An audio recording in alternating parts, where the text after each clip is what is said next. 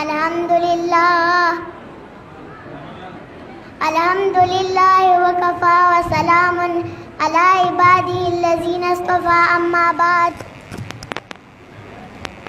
فاعوذ باللہ من الشیطان الرجیم بسم اللہ الرحمن الرحیم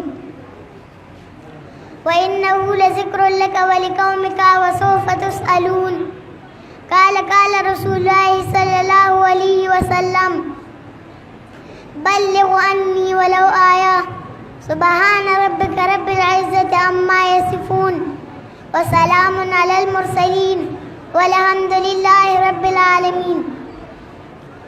فاش گویم آنچه در دل مضمر است، فاش گویم آنچه در دل مضمر است، ای کتاب نیز چیز دیگر است.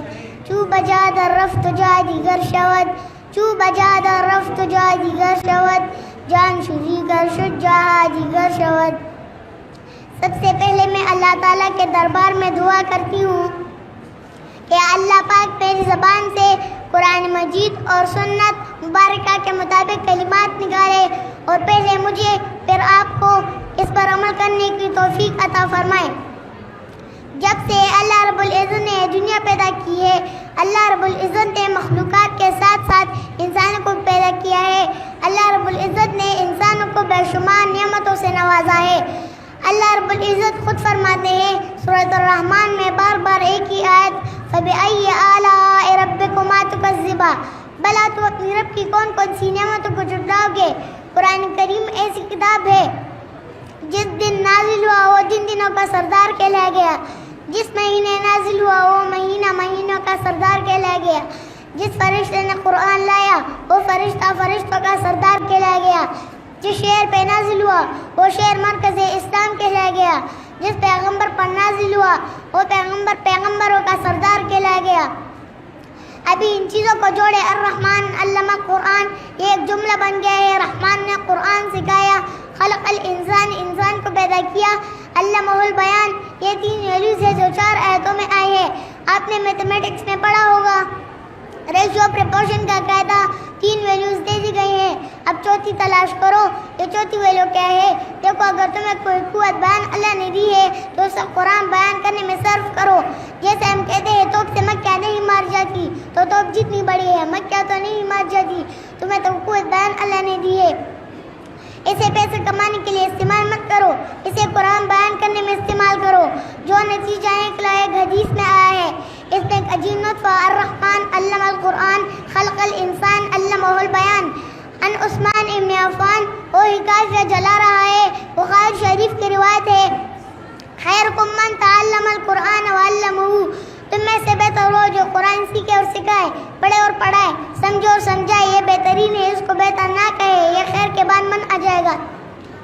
کاش حدیث نقش ہو جائے نوجوانوں کے دلوں میں. جو آیات میں نے آپ کے سامنے خطبے پڑھی تھی، اللہ رب العزت اس آیت کریمہ میں فرماتے ہیں کہ کون سے مراد امت. قرآن کریم نصیحت ہے تمہارے لیے اور تمہارے قوم کے لیے. شیخ عبدالقادر جیلانی رحمۃ اللہ علیہ فرماتے ہیں کہ کون سے مراد امت. رسول اللہ صلی اللہ علیہ وسلم کی قوم تو اس کی امت ہی تھی، تو آج کل کے لوگوں نے نصیحت کی کتاب کو چھوڑ کر اور کتابوں کو پکڑا ہے. یاد رکھو قیامت کے دن اللہ اس نصیحت کی کتاب کے بارے میں پوچھے گا جو حدیث شریف میں نے آپ کے سامنے پڑھی تھی بلغ عنی ولو آیا، پہنچاؤ آگے کہ ایک آیت کیوں نہ ہو. یاد رکھو آج کل کے مولوی کہتے ہیں کہ قرآن کو رسی کو دبا کے پہنچاؤ. اے قرآن کے دشمنوں، قرآن کے مقابلے میں تمہارا نقص نہیں چلے گی. اللہ اور اس کے رسول کی تابعداری کرنی ہے، ان کے ہر حکم پر عمل کرنا ہے پرجوش انداز سے. جو شعر میں نے آپ کے سامنے پڑھی تھی وہ زمانے معزز سے حامل قرآن ہو کر، ہم ذلیل و خوار ہوئے تارک قرآن ہو کر. وہ صحابہ کرام جن نے قرآن پر عمل کیا تھا پرجوش انداز سے، ان کا درجہ عظیم درجہ تھا. ہم نے اور تم نے قرآن کا درجہ، قرآن کا عظمت، قرآن کی بلندی، قرآن پر عمل کرنا، اس لیے ہم ذلیل و خوار ہوئے، ہم نے قرآن چھوڑا. سورۃ القمر پارہ نمبر 27 آیت نمبر 17، 22، 32، 40.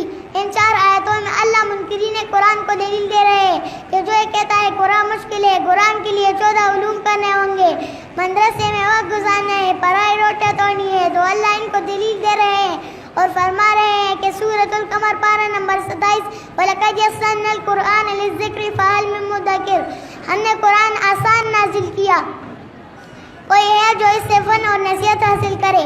واہ واہ واہ، قربان جو میرے اللہ پر، سبحان اللہ، اللہ اکبر، اللہ اکبر۔ میری عمر کیا ہوگی؟ بس 6 سال، اور دیکھیں میں آپ کے سامنے قرآن سے بیان کر رہی ہوں۔